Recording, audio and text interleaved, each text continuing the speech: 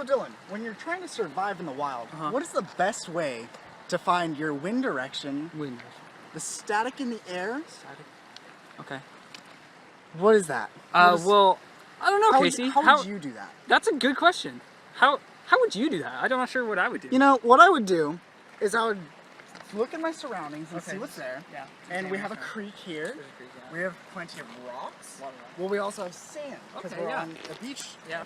I'm familiar with sand. Well, what I would do is I'd come over here, take a nice pile, put it in my hand, Like a handful. and you can kind of put it between your hands, and when you pour it, it'll determine the static electricity in the air, because if the sand sticks to your hand really well, there's a lot of static. Oh. Well, yeah, to test your wind, to see where the wind's blowing, you can't really tell by the current of the stream because No, that's always flowing down. Yeah, that's correct? some kind of other So force, what I we'd think. use the sand for is you just kind of blow into it. Oh, I know how to blow. I've done that. Oh. And you just determined your wind direction. So that's where the wind's going. That's where the wind's going. That's And fascinating. if you follow the wind, I didn't know that. You usually find something important. That's how you'll get. Yeah, when you find the wind direction, you'll find it. You'll get to it. Yeah, you'll get there. You'll get there. Yeah. Okay, that's fascinating. I didn't know So that. should we continue? Nature's yeah. Let's go. Let's definitely. Hello everybody, my name is Casey Combs and I am a certified botanist, and today I'm going to be teaching you a little bit about survival in nature. If you would join me through this adventure, we will teach you all that you need to know to survive. As you can tell, the wind has brought us to water. Wow, water. That's always great when you're trying to survive in the wild. You definitely need water to stay hydrated and stay on peak of your game. That's true. Would you like to take a drink right now? Absolutely. What I would do is I'd just kind of grab a cup of water. Yeah, definitely grab a cup of water. Hand. Whoa! Oh, Jesus. What are you doing? You never drink water straight out of the creek. Are you crazy? Why? Do you want to just die? told me. That was a test to see if you know how to survive in the wild, which obviously you don't. What am I supposed to do?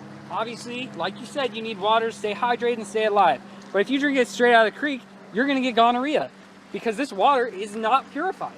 This water has so many things in it that could kill you. I'm glad that you saved me, but how are we supposed to purify it? Well, it's simple.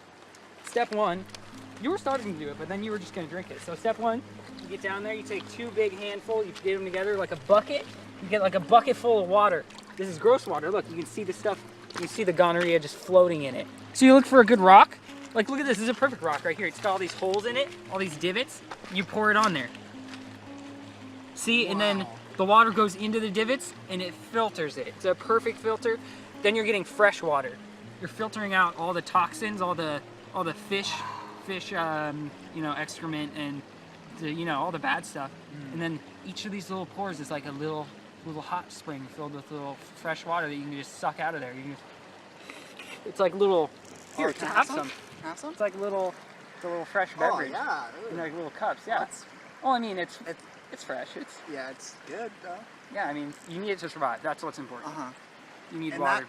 I guess that's how you take a drink from the creek. That's right. I guess that's how. Wow! Look at this cool plant I discovered. Let's ask Casey what it is. Casey. Oh, hey. You're a botanist, right? Yes, correct. I am a certified botanist. I have a question for you. What plant is this? Oh. Yeah, I've been a botanist for 13 years and I've done several studies on plants. And from this plant, you can tell by the hooked thorns on it. Yeah, I see that. It's also got like a ball shape that it's connected to. Yeah, I can. And because it's a shrub shape, it's like people usually just call it like a bush, you know? Yeah, okay. But really, it's a small shrub. Okay. It's very similar to the chaparral family. And with these little spikes, they easily stick to your clothing. Yeah, that looks and like that's how that they would. transfer their seeds. Oh, they're seeds, yeah. Yeah. So is this plant edible if you're trying to survive in the wild? you know, I've done several books on it myself, You but wrote books, okay. yeah, Yeah, on that's this impressive. specific one,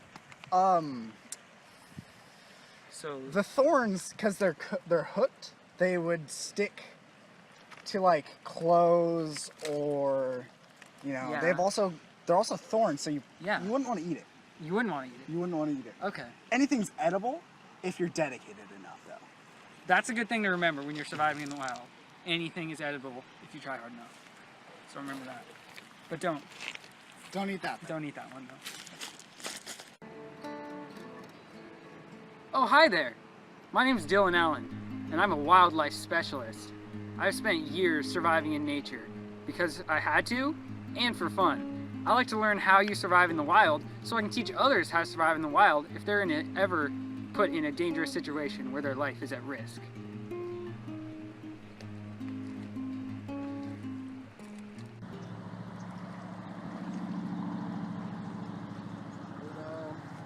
It's about 4:30 right now. 4:30, wow, how could you tell that information? What I did is you hold up your hand up to Okay. and stick up your thumb. And the distance of your thumb from the sun to the horizon line is about an hour till sunset. Really? Well, my thumb's a little longer and like... But your arm length, perspectively, it's going to be about the same distance. Oh, like so it equals out. It's like yeah, it's an average. It's not going to be perfect. Yeah, but, I mean, because there's no way to get the perfect time when you're out in nature when you don't have any devices that could tell the time. But hey, who's going to be late for any appointments, right? Good one, Casey. Well, it's getting late, and we're going to, we're going to need to come up with a game plan, That's true. What would you do if it's starting to get late and we need to find a shelter? Well, okay, that's a great question, Casey, because everyone should know what to do in the wild when it's getting dark. So, in a situation like that, it's a tough call, but like, it's obviously the first thing you need to do. Like, what would you do in a situation like that? That's a good question. That's a really good question. So, what I would do is I would check my surroundings. Okay. And you could tell that there's a lot of rocks here. There's a creek over here. Yeah, there's a creek. There's plenty of sand. Yeah. And we also have these small bushes. Wow. Most people call them bushes, but they're actually shrubs. Oh. And Shrub, that's botany. yeah. So what I would do is look for the most natural environment, maybe like a lean-to. Yeah. Or something that would be good to start a shelter on. exactly. I see what you're because you saying. don't want to start with rocks. Oh no, definitely not. That would be bad. So if you look over here, we have a large bush. Okay. Some people would call it a bush, but it's actually a shrub. Wow, that's fascinating. So we have this large shrub here, which Yes. would make a great beginning I environment. think it would. So what I would do is, wow, this is great actually. It's like it's already made. It's for like us. it's already made. It's like a tent. That's insane. And you should get in there. I mean, you found it. I don't want to Yeah. take your shelter. Like, It's kind of dirty in there. It- and for the sake of the video, they'll know. They'll know that they need to go in there. Yeah. So we don't have That'd to. be a great shelter to start with. Maybe throw a couple sticks on there, some lavender. Yeah, make it better because it could rain during the night. You want to put sticks and leaves and grass and not rocks though, because those could fall on you. Yeah, before you But- get lost, if you do get lost in the environment, it's important to check online to check the weather forecast for the future. You should definitely do that before you plan on getting stranded in the Exactly, wild. Because exactly. That's you need always to know. You need to expect what is going to happen when you are put in a dangerous situation that you didn't plan on being in. Wow, that's fascinating, Dylan. Yeah. God, these fucking mosquitoes. Should have brought bug spray. This is bullshit. Oh, hi. Now that we have our shelter made, what I'm doing right here is I'm building a fireplace. In a wildlife situation like this, you're not gonna have a lighter, you're not gonna have a flamethrower or whatever. You're gonna have to you have to make a fire from the elements. The main thing you need to start a fire is friction. And friction is when like it's like when you need friction to build a fire. And there you have it. That's all for today, guys. Thanks for coming by. This has been Survival Tips with Casey and Dylan. And we hope that you've all learned some very valuable lessons about how to survive in the wild. We hope that you'll join us next time to learn more survival tips. Thank you again. Have a great evening.